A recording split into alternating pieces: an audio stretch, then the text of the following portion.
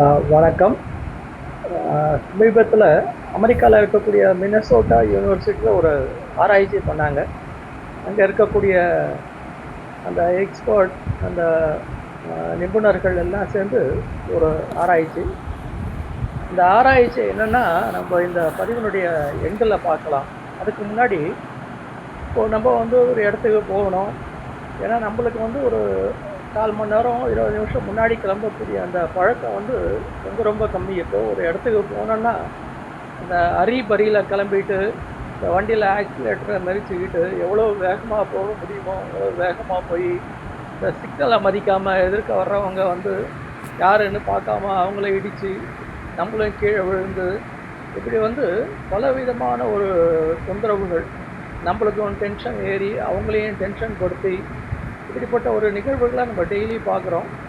அந்த red signal வந்து green சிக்னலாக எடுத்துக்கிட்டு பறக்கிறது, நம்ம இன்னும் சமயத்தை மிச்சப்படுத்திடுவோம், அது இங்கே தானே இருக்குது அப்படின்ற மாதிரி ஒரு நினைப்பில் வந்து கோயிலில் வந்து உயிரிழப்புகள் அந்த இதெல்லாம் கூட சர்வசாதாரணமாக நடக்கக்கூடிய ஒரு நிகழ்ச்சி வந்து சிட்டியில் ரொம்ப ரொம்ப அதிகம்.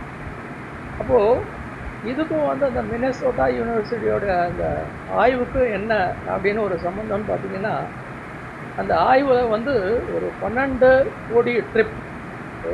கோடி ட்ரிப்பை வந்து பல மாதங்களாக ரிசர்ச் செய்து அந்த நிபுணர்கள் என்ன கண்டுபிடிச்சிட்டாங்கன்னா, நீங்கள் எவ்வளோ தான் வேகமாக போனீங்கன்னா கூட நீங்கள் சேமிக்கக்கூடிய அந்த சமயம் பார்த்தீங்கன்னா வெறும் 54 செகண்டு தான்.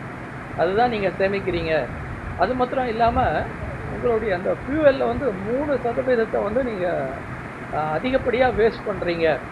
அதாவது குறிப்பிட்ட வேகத்தில் போய் குறிப்பிட்ட நேரத்தில் சேஃபாக சேர்ந்தீங்கன்னா அந்த எக்ஸ்ட்ரா செலவு செய்யக்கூடிய அந்த ஃபியூவல் 3% வந்து நம்ம குறைக்க முடியும் அப்படின்ற மாதிரி. அதனால் நம்ம என்ன நினைக்கிறோன்னா, கடைசி நிமிஷத்தில் கிளம்பிட்டு வேக வேகமாக போகிறான் அந்த சமயத்தை மிச்சப்படுத்துகிறோம் அப்படின்னு நினைப்பு. ஆனால் இது வந்து பலவித தொந்தரவுகளுக்கு காரணமாகி உயிரிழப்புகள், ஒரு பிளட் ப்ரெஷர், சுகர், இந்த வியாதிகள்லாம் வரக்கூடிய ஒரு நிலைமை ஏற்படுத்தி மற்றவங்களுக்கும் தொந்தரவாகி நம்மளுக்கும் தொந்தரவாகுது அப்படின்னு சொல்லும்போது, இந்த 54 செகண்டை சேமிக்கிறதுக்காக இந்த அளவுக்கு ஒரு அறிபறி அப்படின்ற ஒரு நினைப்பில் தான் இந்த பதிவு. மீண்டும் ஒரு அடுத்த பதிவில் பார்க்கலாம்.